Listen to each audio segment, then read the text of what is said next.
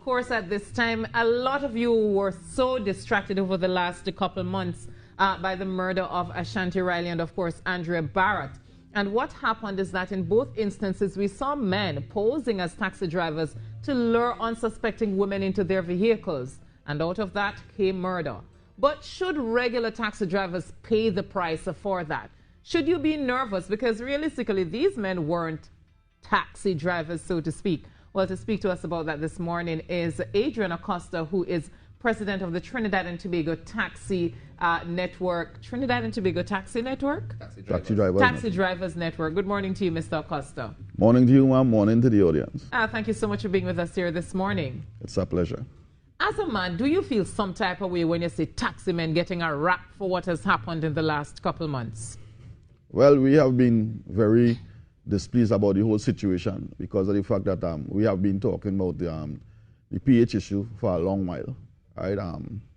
Persons who have been taking the job that we do for a living and turning it into a whole circus. Right. Well, the reality is, let us look at it. We have H drivers, legitimate, registered, insured for public transportation, and we have PH drivers. I think it comes down to supply and demand, where we have a lot of people who need transportation, not enough Maxis or PTSC and H drivers to take them around. So how do we fix it from that standpoint? Put some incentives in place so that these private car drivers will be able to obtain their taxi badge. You know, we have made some recommendations to the government in order for them to do something, such as that we have told them to waive all the fees for a 6 months period so that all these private vehicle drivers who are saying that they don't really have the finances to obtain the taxi badge can do so. Right? Because we believe it's much easier to acquire a PH vehicle than a H vehicle. But do you believe they're interested in getting taxi badges? Because I don't know that it's so expensive to get a taxi badge. Basically, a taxi badge may cost you about $600 for the most. Exactly. Right? We believe that most of the persons that drive in PH don't really want to get a taxi badge because basically I could come out and make $300-400 a day without anybody harassing me. So why would I want to get on my taxi badge? So you believe part of the issue is enforcement with the law? Yes, it is, ma'am. We have been saying that for years now. So what do you suggest that the police do? Because to me, I remember who I was interviewing asking about this. On the one hand, you have people who need to get from point A to point B. And on the other hand, you have the law. How do you balance the law taking its course and, you know, putting things into place and still allowing that passenger who needs to move to get the necessary transport? Well, as I said before, many of the persons who are using their car for which is not registered for, that's the charger. That's a $750 fine, right? Do not want to get their taxi badge because I can come out and do the same work I'm doing. Breaking law is breaking law. We have a saying, it doesn't matter whether you're providing a service and eating our food, the law is the law, right? Because if it is that myself and some other drivers come together and we bought some illegal guns and started to patrol our neighborhood and bring crime down and all this sort of thing, and the police got to find out from that, we believe that we would be arrested for that. Doesn't matter if we're doing a good. We need to go join the police service in order to be a police officer. Right? So we are saying if you want to be a taxi driver, there's a process in place. Go and do that. Do you believe that if the law was to ensure that it is enforced, if the police officers ensure that the law was enforced, and people would try to find that H driver, would try to ensure that they take the right transportation, you think that would help? Yeah, definitely. But what about the scenario that we hear people talk about all the time? You all have a cutoff point. You all don't go into certain places. What about those people who need to travel? Well, I wouldn't say we have a cutoff point. You know. It's just that the amount of taxi drivers that work during the day don't work in the night because of the safety issue that we are in our country at this point in time. Right? There were a lot of other drivers who used to work night and basically they work in the day now because of the criminal elements that are outside there. We have had a lot of taxi drivers who have gotten robbed. I know about 3 persons that died during their night work. Right? So our safety concerns outside there. We believe that we just don't need a police patrol in the night. We need a police presence around all the taxi stands in Trinidad and Tobago. We believe that that would help a lot more, and once the guys feel safe to come out and work in the night, again, they will do so.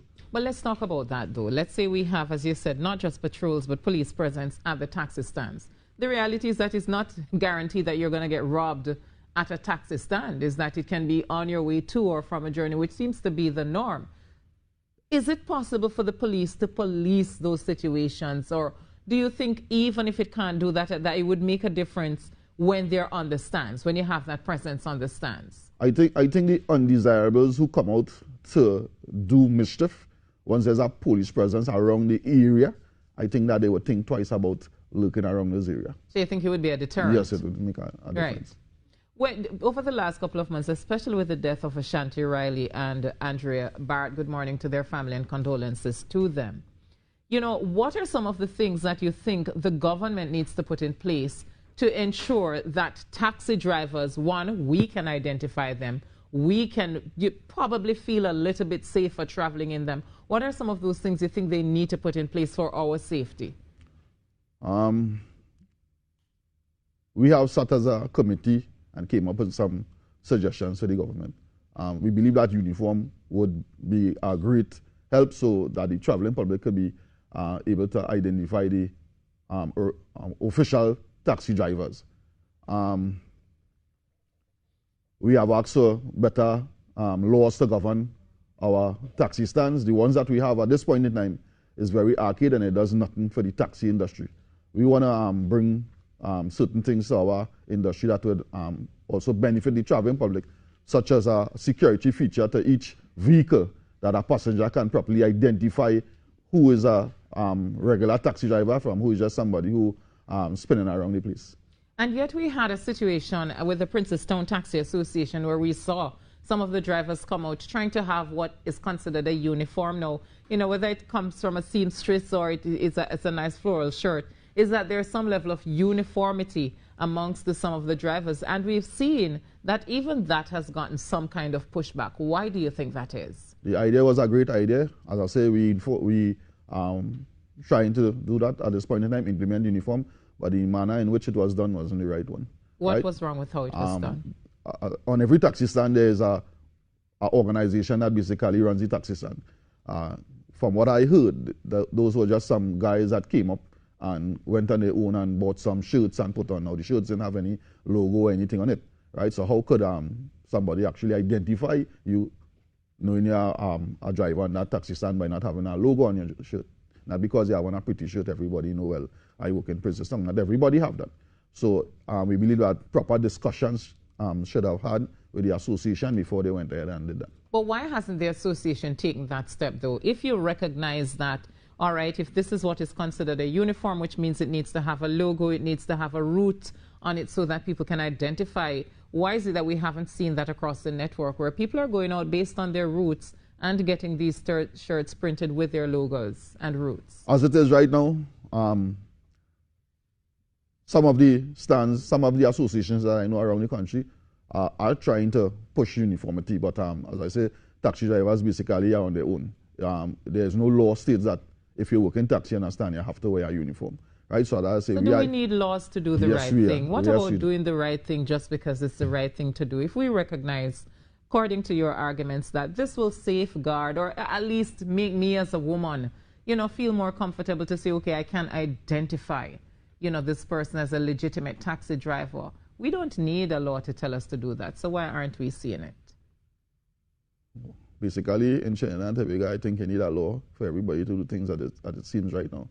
We face challenges on our taxi stand, just like everybody else. With, you know, there are individuals who believe that they can do anything that they want when they come and they tell you that. You know, they say you have no authority over me. I purchase my own vehicle and I am free to do as I will. Right? So right now we are in talks with the persons in authority to bring certain rules and regulations to help us better govern our taxi stands. One of the things that I saw recently in Jamaica is that all public transportations, one of the identifiers we have is that regular plates are white. Public passenger plates are red, and it would say PP. So that automatically gives me the ability to identify what's a taxi from what isn't. Not only that, everybody now has the checkered band, and if you don't, you can get charged. Do you believe that such definitive markers could help us here? Yes, ma'am. We have made that suggestion to the plates. Not so much the checkered band, but we have said that each vehicle should have a different color number plate, so it can be more easily identified by the local and foreigners that come to the country. And that brings another issue, because we saw where we have plates being done in Trinidad and Tobago, not by the Ministry of Works and Transport, not by the Transport Authority, but by a private entity. Do you believe this complicates things further? Because I could just go and order a license plate, as we saw on the news. I literally saw a news story where one of those reporters went to the place, ordered license plate, I think paid $200 or $300 and was out with a set of plates. So it means people can pose as drivers with false plate as they please. Well, I think I heard the Minister of Works and Transport saying that they are alluding to that fact and they would be going in that direction. I think it's a great idea. Yeah. Right? How long do you think we'll see? Do you think we'll have to get to another murder, get to another rape, get to another upset before we see any change? Because it seems to me as if we keep reaching here, we get to the point, because we were here with Ashanti and nothing changed between Ashanti and Andrea. Yeah. You know, so do you believe we're actually going to get the change, see the changes? Well, I can talk on behalf of the TNT Taxi Drivers Network. We are not going to allow that. Right? We have a few things that we have planned for the foreseeable future. We are not going to be a part of the 9-day memory that most Trinidadians have. We are going to continue to push until we get something done pertaining to the taxi industry. Right. So you're going to have to push because you see you need laws, because you have, regardless of where you have personalities who want to do their own thing. Yes, ma'am. All we are saying to the guys that work in PH, you know, if you want to be a taxi driver, there's a process in place for you to be a taxi driver. Follow the rules and the regulation, and everything will be good. Now, we are hearing the government saying they want to regularize the PH industry. I don't have a clue what that could be, because, as I said, if... You know what, Mr. Acosta, I've had that very same discussion before on radio, and I said, oh, you regularize something illegal. It's either it's legal or it's illegal. But I think, as I said, it comes down to supply and demand. And the reality is that if you have 10,000 H taxi drivers and you have 500,000 people to get from point A to point B, there's going to be a supply and demand problem. And these are just figures out of the hat, right? Not representative of what the numbers actually are. So if you're going to be having supply and demand, you know, issues, that's what it's the drive and it's the need for transportation that allows these things to pop up, you know. So the thing we have to look at is, how do we satiate the need of the people? How do we provide transportation for them, you know, because they need to move? Well, there are at least three legal mode of transportation I know about. That's PTSC, maxis, and taxis. I think every government brings everyone into a meeting. I think that there can be some feasible solution towards the night problem, and also encourage those who are, all right, just say you work in taxi, you work in PH in the night. There's no law in Trinidad and Tobago that say if you go and get your taxi badge that you cannot work PH in the night, and you can continue to do so. The difference is that you'll be doing it in the right way now. Right? So I think that the government should put some incentives in place for these drivers so that they would be willing to go and get a taxi badge. As I said, there is no big fuss about working PH right now, because I could come out and make $200-300 during the day or in the night, and I don't have to have my taxi badge. So what is the fuss of I going to get my taxi badge? Well, you say it's a security issue. So what do you think it is about those PH drivers that make them take the risks that are associated with what the H drivers are saying is security issues, that they don't want to go out in the night? But we see the PH drivers doing it. What do you think is different with the psyche? Well, for now, more or less they are more safe in the night to the extent working PH, right? The issue is, how so? How so are they safer? Is it because... No, when I say safer, in the sense, not during the crime, but the law enforcement section of it. Right? The police don't necessarily come out in the night and enforce any laws, per se. Right? You're out in the day, more or less you're liable to get a ticket for using your car for the wrong reason. Right? So they more or less frequent the night. Right. We understand that there's a issue outside there with the traveling public when it comes to the night thing. As far as I say, if the government brings all the heads of all organizations together and sit down, I believe that we could chart our way forward, that the traveling public in United will be able to be transported home in a safe manner. And we have been asking for meeting with the persons in authority since last year. Last year, August, we had a meeting. We were told that we would be called back into another meeting. Up to this date, we have written 4 letters to them, and no one seems to want to talk to us at this point. So what's the next step? As I said, we are charting our way forward. We had an annual general meeting Saturday gone, and we have something planned coming in the next few days, right, to help push this thing forward. Because I say we are not of the 9-day memory thing. We realize that 2 young ladies lost their life, and we don't want another young lady to lose life for anybody to come out and have this knee-jerk reaction and all this hullabaloo and thing. You know, you got to take it serious. But even at this point, do you think we're even getting a knee-jerk reaction? It seems as if there's no reaction whatsoever. Well, that's a no, you know. That's a no, because the persons who are in authority, their family are safe, you know. They have shop fare and all these things they take, you know, but the traveling public, it don't seem like they care about anything concerning the traveling public.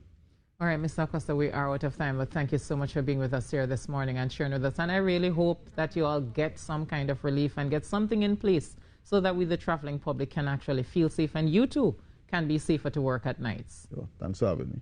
All right, a short break and we'll be back with you. In all your area, special dedication to the girls.